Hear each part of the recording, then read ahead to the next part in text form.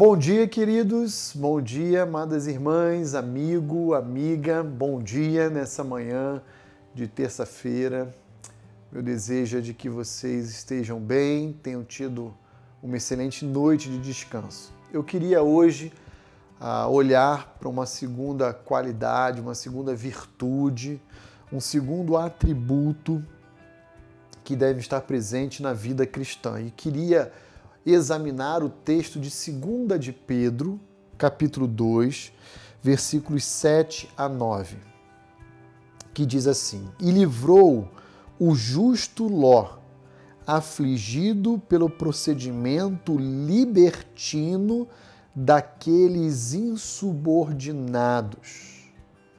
Veja como Pedro começa a se dirigir em sua carta aos cristãos do primeiro século em relação a Ló. A Ló, aquele familiar de Abraão que esteve em Sodoma e Gomorra, ele com a sua família, e ali foi preservado por Deus. O texto começa dizendo que Deus livrou o justo Ló. Uma qualidade, uma virtude que deve estar presente na vida cristã nossa, minha e sua, é a qualidade da justiça. Devemos ser pessoas retas, pessoas justas. E perceba o que diz já o versículo 7. Deus livrou o justo Ló, que foi afligido pelo procedimento libertino daqueles insubordinados ali de Sodoma e de Gomorra. Eles afligiam a sua alma, eles causavam desconforto, eles causavam incômodos em Ló.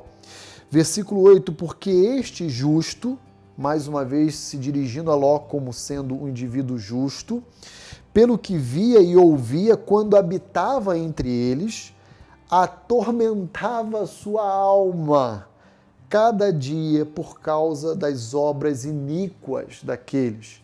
Queridos, esse é um retrato que deve ilustrar bem todo cristão nesse mundo. Devemos viver aqui nesse mundo de forma desconfortável.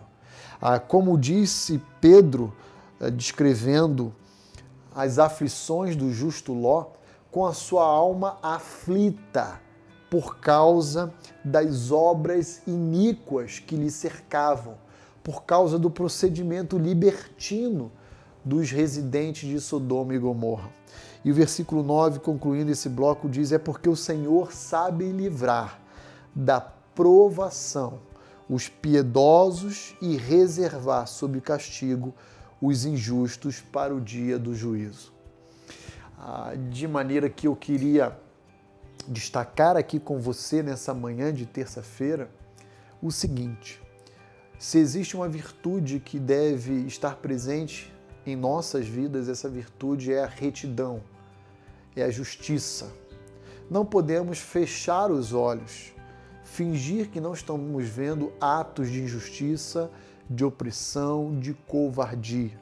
Isso tem que afligir a nossa alma, isso tem que criar para nós desconforto. Não podemos olhar para determinadas situações com naturalidade, porque elas não têm necessariamente a ver conosco.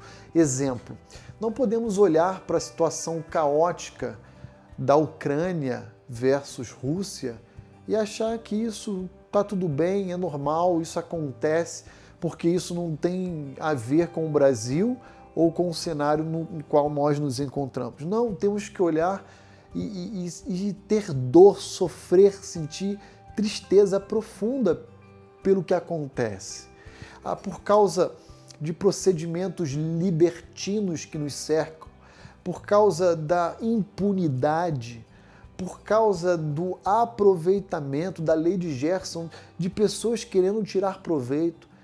Queridos, nós não devemos viver a nossa vida aqui na Terra enxergando todas essas coisas com naturalidade. Devemos, à semelhança do que Ló experimentou entre os sodomitas, entre os habitantes de Gomorra, sentirmos aflição em nossas almas por causa de uma conduta justa que nós possuímos, que se parece com Cristo Jesus.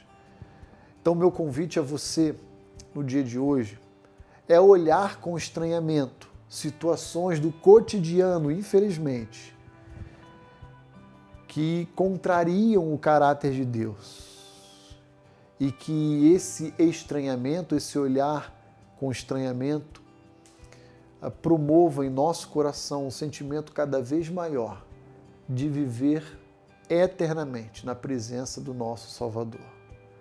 Maranata, ora vem, Senhor Jesus. Essa deve ser a nossa oração.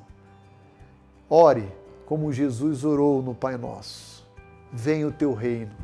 Põe fim a essa história, pois, Senhor, tudo que existe ao nosso redor gera em nós, em nossa alma, em nosso coração, um profundo pesar e uma aflição.